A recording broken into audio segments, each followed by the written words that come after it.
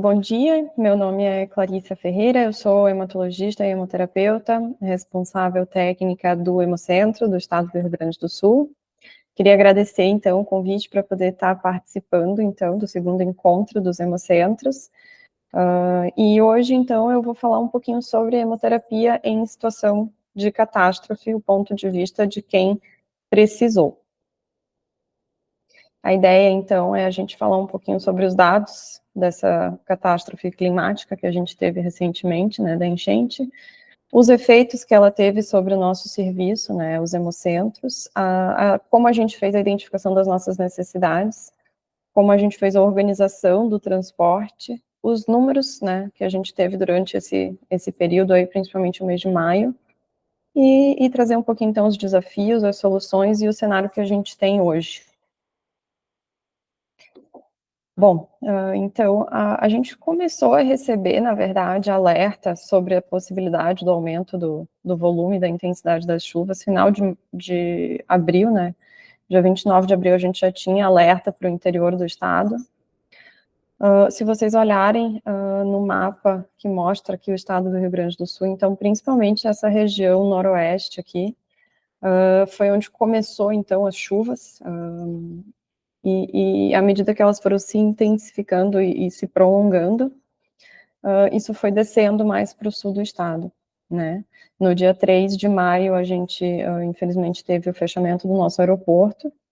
No dia 7 de maio, foi o momento em que o Rio Guaíba, ele atingiu seu nível máximo, né? E foi o momento onde a gente teve a maior inundação aqui em Porto Alegre, pelo menos. Nesse mesmo período, a gente estima que cerca de 11% da cidade de Porto Alegre estava sem energia elétrica, 22% sem abastecimento de água. A gente tinha 172 municípios sem serviço de telefonia e internet, e 124 pontos de bloqueios, ou totais ou parciais, em rodovias do estado, né? Uma situação para nós que foi muito importante foi o nosso centro de processamento de dados, né, Procergs, que ficava no centro da cidade, foi completamente inundado. Então, todos os serviços públicos estaduais ficaram sem sistema e sem internet. A gente tem dados que 478 municípios foram, de alguma forma, afetados por essas chuvas, o que é quase mais de 90% dos municípios do estado, né? Em termos de estrutura física, o Hemocentro e nem o Hemocentro coordenador em Porto Alegre, nem os hemocentros regionais, eles foram afetados. O que a gente teve foi algumas agências transfusionais que foram inundadas, né, e principalmente ali região de Canoas, onde hospitais inteiros, na verdade, foram inundados e prejudicados. Mas os hemocentros, graças a Deus, não tiveram a sua estrutura atingida diretamente pela chuva. E aí a gente tem, então, os dados mais recentes que trazem um total de 95 óbitos por causa dessas chuvas. A gente ainda tem pessoas desaparecidas, né, foram 131 desaparecidos, e um grande número de população que ficou realmente sem residência, que tiveram que se deslocar e foram para abrigos. E só para entender um pouquinho como que isso tudo aconteceu, né, então a gente tem aqui nessa imagem esses 4 principais rios, assim, que vêm dessa região mais noroeste do estado, eles todos drenam no Rio Guaíba, que vai drenar na Lagoa dos Patos, né? Então, como a chuva foi muito intensa em toda essa região, todos esses rios transbordaram, culminando com essa enchente que aconteceu na cidade de Porto Alegre, né? Essa região aqui em vermelho, então, é toda a área que efetivamente foi alagada nesse período. É uma região bem extensa, bem grande. A gente pega aqui, então, as principais cidades: Canoas, São Leopoldo, a própria Porto Alegre, toda a região da volta aqui do Rio Guaíba.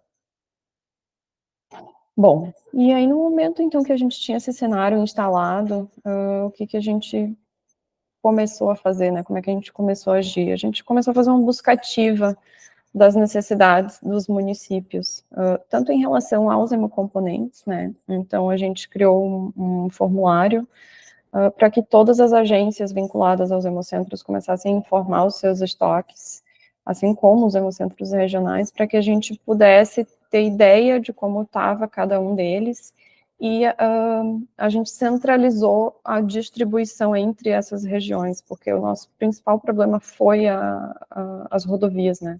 Não ter acesso terrestre aos locais. Então, isso foi um trabalho intenso, assim, solicitando esses dados diariamente para que a gente pudesse fazer esses remanejos.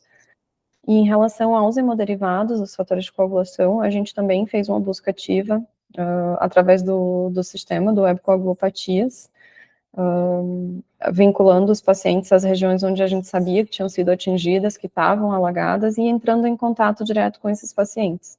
O que muitas vezes era difícil, porque as pessoas perderam o telefone, estavam sem energia, estavam sem internet. Quando a gente não conseguia contato com os pacientes, a gente tentava contato direto com os municípios, para que o município tentasse localizar o paciente. E, claro, os pacientes que entraram já direto em contato com a gente, né? Junto com isso, a gente também teve, principalmente com a ajuda das associações de paciente, né, uma busca em relação aos pacientes da doença falciforme. Infelizmente, aqui no Rio Grande do Sul, a doença falciforme, ela não é atendida no hemocentro, mas a gente tem cada vez mais se envolvido com esses pacientes e as associações nos procuraram, então, para que a gente pudesse também ajudar na distribuição dos medicamentos da doença falciforme nesse cenário. E a gente tentava, então, coordenar esse transporte, né, no momento que se identificava que uma região precisava ou de hemocomponente ou de hemoderivado, aí a gente já ia atrás de todo mundo, de todos os pacientes daquela região, para que o transporte fosse feito num momento só, né. E para isso a gente tinha, então, esse centro de operações de emergência, né, que foi o COI. A gente teve que contar com suporte de transporte aéreo, principalmente helicóptero, mas dado o tamanho das cargas, em alguns casos a gente precisava de transporte aéreo, né. Algumas estações a gente conseguiu manter o transporte terrestre, então, por exemplo, o NAT, a gente conseguiu conseguindo mandar para Santa Catarina com transporte terrestre, e eventualmente a gente precisou até de transporte marítimo, né. A gente teve muito apoio da Brigada Militar, por sorte, próximo ao Hemocentro de Porto Alegre existe um batalhão da Brigada Militar, que é esse campo que vocês estão vendo aqui, que nos auxiliou muito no sentido de receber os helicópteros, o pouso dos helicópteros, para que a gente pudesse fazer o transporte, tanto dos hemocomponentes como dos medicamentos. Né? Então, aí algumas fotos dessas situações. Então, assim, para a gente, os maiores desafios, como eu falei, né, foi realmente a perda da Procergs, dos servidores e dos sistemas estaduais. Então, do dia 6 de maio até o dia 29 de maio, a gente ficou sem o sistema, sem o Hemovida, né, sem o prontuário dos pacientes. Para atender os pacientes de coagulopatias, a gente usa o sistema do Ministério do Hemovida. E a gente teve uma boa parte da nossa cadeia de produção e distribuição funcionando no manual, que acho que todo mundo sabe que é um grande desafio mesmo, principalmente em termos de rastreabilidade e segurança dos dados, né. Então, a gente teve que colocar o nosso plano de contingência em ação, e testar bastante ele, né, mas a gente aprendeu bastante. O segundo maior desafio foi o transporte. A gente segue com várias rodovias interditadas, então a gente ainda tem algumas dificuldades. E pensando, assim, em como que a gente superou isso, né, ou como que a gente conseguiu solucionar essas questões, eu fico feliz, né, em poder dizer que acho que boa parte dessas soluções foram baseadas em redes de apoio e de solidariedade, né, então a gente teve muito apoio entre os próprios pacientes, então, pacientes de determinado município que tinham um estoque razoável de medicamento, se a gente informava que tinha um outro paciente que precisava, prontamente eles conseguiram dividir o medicamento até que a gente conseguisse providenciar um transporte que acessasse aquela região, né? Então, a gente teve uma solidariedade entre os pacientes. A gente teve uma rede de comunicação para coordenação desse transporte, assim, muito boa, muito eficiente, então a gente conseguiu otimizar esses transportes, com auxílio das 3 esferas, né, dos municípios, do estado e do governo federal. Então, as demandas, elas foram centralizadas e isso ajudou muito. E, claro, a gente teve o auxílio externo dos hemocentros, a gente recebeu ligação de muitos hemocentros disponibilizando auxílio, apoio, que foi muito importante, da própria Coordenação Geral de Sangue, então, que nos ajudou também a organizar como que seria feito essa distribuição, e das associações de pacientes também, né? Eu trouxe um pouquinho os números, só para vocês terem uma ideia, né? Então, nesse período, que foi basicamente o mês de maio, de hemocomponentes, a gente recebeu de Santa Catarina em torno de 900 bolsas, e do MPAR em torno de 300 bolsas, e a gente distribuiu, nesse período, em torno de 3.200 concentrados de hemácia, 1.135 plaquetas, fora plasma e crio, assim como dos hemoderivados, né, então os fatores de coagulação. Como o nosso acesso ao Hemocentro de Passo Fundo estava muito prejudicado, a gente não tinha acesso terrestre, Santa Catarina nos ajudou enviando fator de coagulação direto do Hemocentro de Chapecó para o Hemocentro de Passo Fundo, que era mais próximo e o acesso estava liberado. E a gente também distribuiu nesse período mais de 1 milhão de unidades de fatores de coagulação, assim como os medicamentos da doença falciforme, né? Então, apesar das dificuldades, eu acho que a gente conseguiu manter todo mundo abastecido, né? Eu acho que não teve nenhum lugar, nenhuma situação do meu conhecimento que, assim, tenha tido problema e que a gente não tenha conseguido chegar ou que a gente não tenha conseguido entregar, né? E hoje, na verdade, então, trazendo um pouquinho do cenário atual mesmo, em relação a essa enchente, a gente teve o restabelecimento do abastecimento de água e energia elétrica mais ou menos ali no meio do mês de maio, mas a gente segue com rodovias bloqueadas, algumas ainda com bloqueio total, né, tanto rodovias estaduais como rodovias federais.